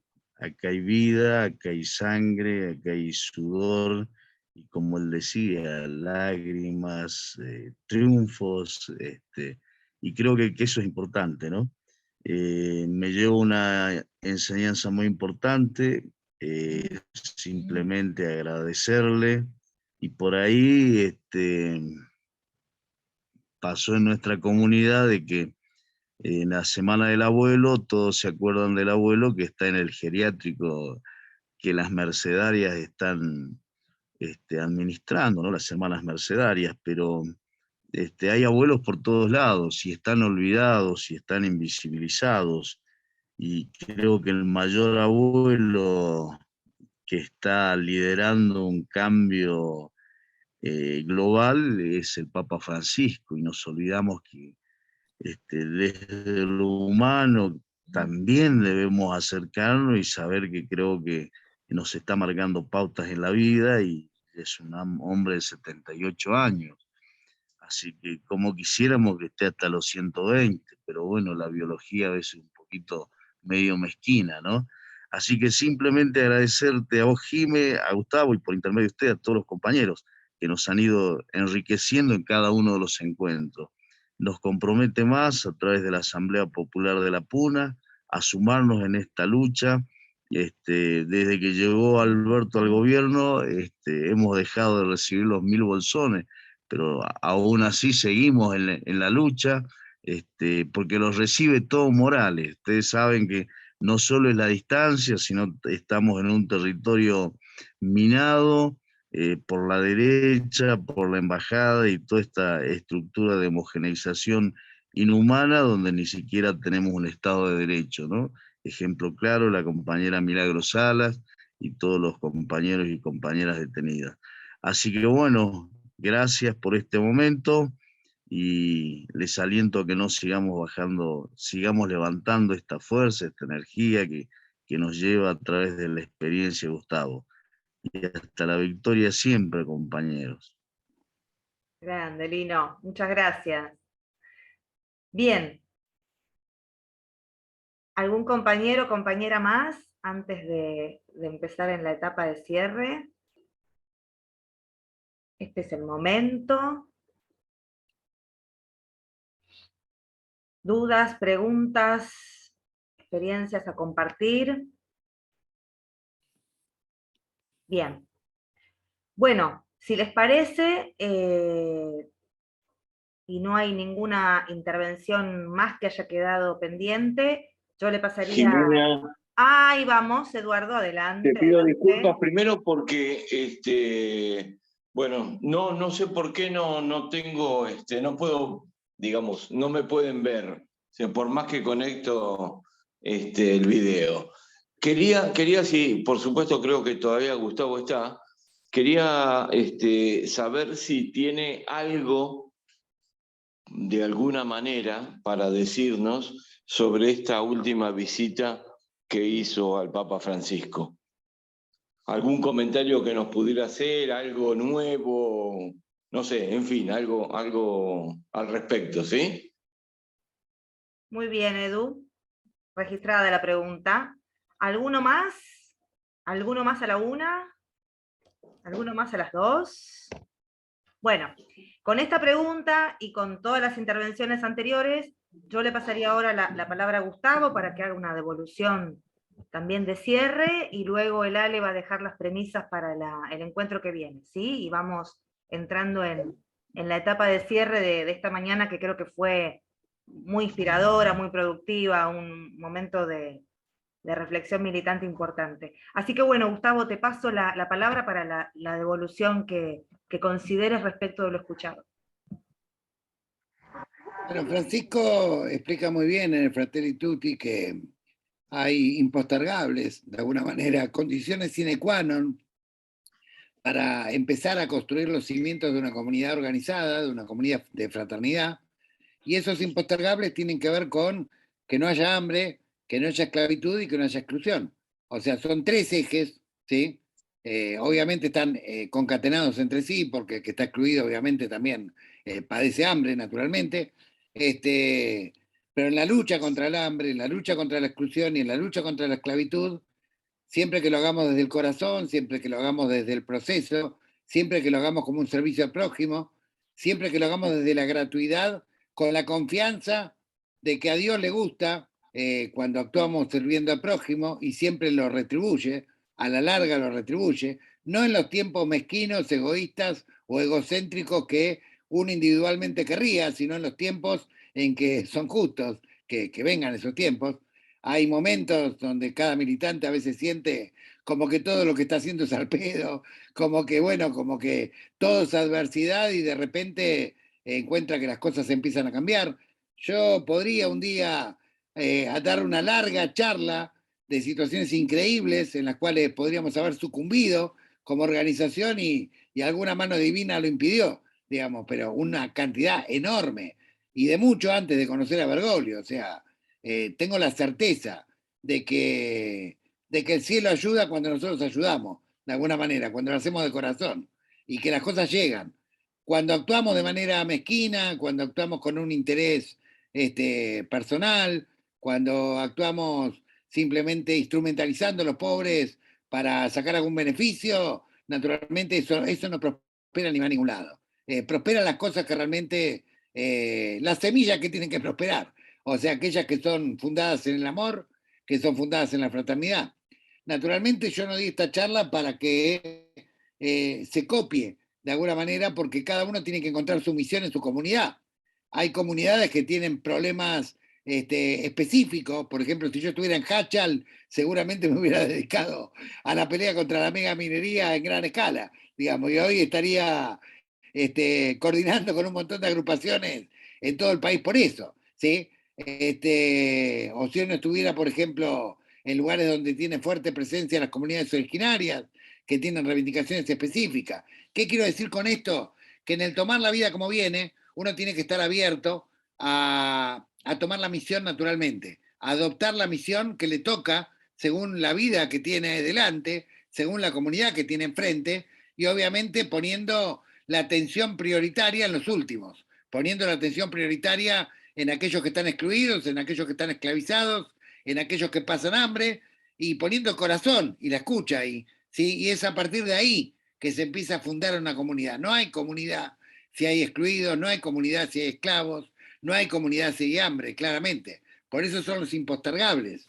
Y empezando a luchar contra los impostergables, digamos, para resolverlos, es donde se empieza a fundar una base de fraternidad que permite cambios mayores, ¿sí? Pero las cosas comienzan desde el pie, siempre de abajo hacia arriba, siempre de la periferia al centro. Básicamente es un poco lo que yo quería transmitir a través de un montón de ejemplificaciones prácticas de alguna manera, pero bueno, qué sé yo durante muchos años, antes de la Alameda también militaba, pero por ahí no militaba con el corazón, pero de alguna manera trataba de cambiar la realidad de acuerdo a esquemas que tenía en la cabeza, y bueno, y es como que después el 2001 a mí me llevó a una misión. Y después seguí la misión, digo, bueno, debe ser, sigamos el camino, vamos a ver qué pasa. Y siguiendo el camino, con el corazón, siguiendo el camino, sirviendo siempre atentos, digamos, a los que están heridos en el costado del camino, es muy posible que en cada lugar donde todos ustedes están se pueda consolidar y construir comunidades. A veces parece que peleamos contra la corriente. Grandes organizaciones sociales me han cuestionado, por ejemplo, el hecho de que en aquel momento nos hayamos agarrado la máquina, de que el polo no lo hicimos nosotros, que lo teníamos que haber regenteado de alguna manera, y nosotros estamos en contra de eso. Estamos totalmente en contra. Estamos a favor de alguna manera. Es más, estamos contentísimos de que la 21F pierda 500 potenciar para que ganen 500 trabajos registrados de dignidad a las personas. Estamos re contentos. Vamos a festejar cada compañero que perdemos, entre comillas. Perdemos sería para el puntero, ganamos para nosotros que estamos peleando por la dignidad del ser humano. Por lo tanto, son enfoques completamente, diametralmente opuestos porque parten de la base de esto que decía Perón en Conducción Política. O sea, desde la inteligencia podemos entender la desigualdad, pero la fraternidad solamente la puede fundar el corazón.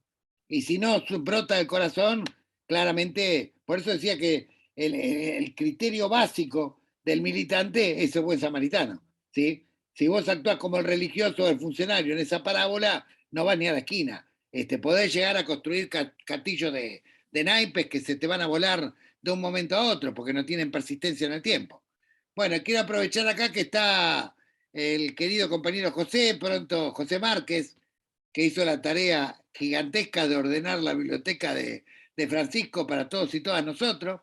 Eso es una tarea enorme que Francisco la ha valorizado mucho. Pronto estaremos organizando algunas presentaciones. Yo le escribí a Francisco está contento, respondió. Le dije, mirá, al principio van a ser grupos minúsculos, cuando vos estés en la casa del Señor va a ser pasión de multitudes, vos viste cómo es la Argentina, estaba de acuerdo. Obviamente él sabe de alguna manera que por ahí ni José ni yo lo veamos, pero esto va a ser, Francisco va a ser pasión de multitudes en la Argentina, no me cabe duda, y el aporte extraordinario de haber ordenado todo lo que dijo Francisco temáticamente, no lo que dicen que dijo, sino lo que dijo efectivamente, creo que es un aporte que Francisco lo ha valorado mucho y que nosotros vamos a apoyar de Ushuaia a La Quiaca en todos los pueblos y pueblitos, y ahora estaremos sembrando la semilla de la cual estaremos seguros que va a fructificar con el tiempo, entendiendo siempre que los procesos son mucho más ricos que los espacios, ¿sí? Y que esto de alguna manera genera un nivel de posibilidad de conciencia social desde el corazón inmensa, ¿sí? Pues yo estoy segurísimo que, y lo he notado recorriendo el país, el amor que se le tiene a Francisco en el Norte Grande es enorme, enorme, en todos los pueblos, pero en el norte en particular es muy grande. No tengo la menor duda de que la figura de Francisco, con el paso del tiempo, paradójicamente a lo que ustedes creen, va a ir creciendo de una manera monumental en la Argentina. Imagínense que hubo próceres nuestros, Belgrano, San Martín, que en su momento eran vilipendiados, que eran marginalizados, que tuvieron que exiliarse, que después con el tiempo se convirtieron en figuras monumentales, y así, y con Francisco va a ser mucho más todavía, porque aparte es un líder moral mundial, y bueno, naturalmente lo que hemos hecho en este último encuentro, primero fue volver a reencontrarnos con el movimiento obrero, que es un aliado indispensable en la lucha contra la guerra, en la lucha contra el cambio climático, en la lucha por la paz, en la lucha por la dignidad de las personas. Y naturalmente, bueno, estamos tratando de rezar mucho para que su problema en la rodilla y en la cadera se solucionen lo más rápidamente posible, pero está muy lúcido, está muy claro, está obviamente muy preocupado, está mirando el tablero internacional que viene muy complejo, no es tema de esta charla porque sería larguísimo explicarlo, pero siempre con esa humildad y siempre con ese principio de que cuanto más alto, más bajo, y con ese espíritu de servir al pueblo. Fíjense en las últimas cosas que ha escrito esta semana son realmente maravillosas, de una sencillez conmovedora, de una persona que no se ha olvidado de dónde viene, que no se ha olvidado del buen samaritano, que es básicamente lo que esencialmente él expresa de alguna manera, ¿no? Expresa el espíritu del Evangelio en su más plena, digamos, concreción y radicalidad. Gracias, Gustavo. Bien, muchas gracias. Gracias, José, también por estar siempre. Bueno, muy bien. Le voy a pasar la palabra a Lale para que haga el cierre de la jornada y nos deje la premisa del encuentro siguiente, ¿sí? Bueno, contentísimo por escucharte, hermano, y decir que bueno, el lema de esta escuela es soluciones locales a problemas universales. Esto es una expresión de Francisco también. Y nosotros hoy pudimos tener un testimonio del compañero donde nos mostró que escuchando a los humildes se puede llegar hasta el mundo. Y esto es un claro ejemplo de ese lema. Es una solución local a un problema universal como es la esclavitud, la exclusión y el hambre, que son las tres premisas que nos deja para construir una comunidad organizada. Muchas veces las ideas que tenemos nosotros de la realidad y cómo que nosotros queremos trabajar desde la cabeza a las manos, nos impide darnos cuenta de que tenemos que escuchar para suscitar una comunidad real, una familia. Pero en realidad el militante cuando atraviesa su camino en la vida necesita también tener una familia. Y a veces hay una contradicción entre la familia personal, ¿no? La familia, es difícil este tema porque no somos curas, digamos, o monjas muchas veces, y no sabemos cómo hacer para una cosa y la otra. Y la verdad que un militante que tiene que llevar adelante su vida hace de sus compañeros y su familia una sola cosa, y creo que la Alameda es un hogar al cual uno está contento de pertenecer. Decirles que la próxima actividad que tenemos es con Néstor Escudero, y Néstor tiene un desafío muy grande. De realidad nosotros le tenemos que ayudar al compañero. Me parece que el trabajo de Néstor requiere de la ayuda de los que estamos aquí presentes, porque él solo no lo va a poder hacer. No porque él no pueda, sino porque la tarea que tiene requiere de la participación de los que aquí estamos presentes. Y quienes se fueron, sería bueno que quienes están en contacto le puedan transmitir lo que les voy a decir. Nosotros tenemos el desafío ahora, porque este módulo se llama las formas de ejecución, y Gustavo habló sobre eso muy claramente, y nosotros tenemos que entender que la instancia que tiene Néstor a cargo próximamente es ayudarnos a ver cómo nosotros llevamos adelante, en términos prácticos, las cosas que nosotros realizamos en nuestros territorios. Una cosa que Gustavo nos dijo cuando armamos esta escuela es: tenemos que trabajar para consolidar los compañeros y las compañeras en las comunidades a donde pertenecen, porque se viene un momento de resistencia muy grande. Ese momento puede durar poco o mucho, pero lo cierto es que es un momento difícil que está atravesando el mundo y la Argentina, por lo cual esta escuela nació para fortalecer y formarnos para las comunidades locales. Entonces, ¿cómo podemos ayudar a Néstor en la próxima? Les dejo una tarea. Les dejamos una tarea que necesitamos que la puedan realizar para que lo podamos ayudar a Néstor en el trabajo que viene. La tarea es la siguiente, y si pueden anotar, es una sola premisa sencilla. Observar y ver y relevar en cada comunidad a la que pertenecemos cuáles son las necesidades de los hermanos excluidos que están cerca de nuestra vida. Esa es la tarea. Tenemos que hacer un trabajo de observación, de reflexión, de escucha de los hermanos excluidos que están cerca de nuestra vida para la tarea que viene. Y la idea es que todo lo que relevemos, todo lo que observemos, lo podamos anotar, lo podamos internalizar, para que el encuentro con Néstor sea rico y ese encuentro, más que una charla de él, va a ser un trabajo en grupo profundo, va a ser el encuentro va a ser un trabajo en grupo, en la cual él nos va a ayudar a llevar adelante todas las acciones que pueden llegar a surgir de esa observación. Entonces, repito, relevar en cada comunidad cuáles son las necesidades de los hermanos excluidos que están cerca de nuestra vida. Ese es el trabajo para la próxima. Tenemos un mes para hacer esa observación y escuchar, y los esperamos para ese momento, para que esta escuela siga creciendo, y ojalá Dios nos permita algún día poder encontrarnos presencialmente, todos los compañeros y compañeras de todo el país, en algún lugar de la Argentina, quizá algún lugar mediterráneo, o en el norte también, para poder llevar adelante aún mejor esta escuela. Así que, bueno, muchas gracias y les deseamos un fin de semana en familia, entre compañeros, y que hablemos menos y escuchemos más. Muchas gracias. Muy bien, muchas gracias, compañeros. Muchas Buen gracias fin a de todos. semana. Abrazo grande. Gracias a todos. Felicitaciones a Gustavo. Gracias, gracias. Gracias, compañeros. Un abrazo, fuerza. Gracias para todos. Buen fin de. Buen fin de a todos.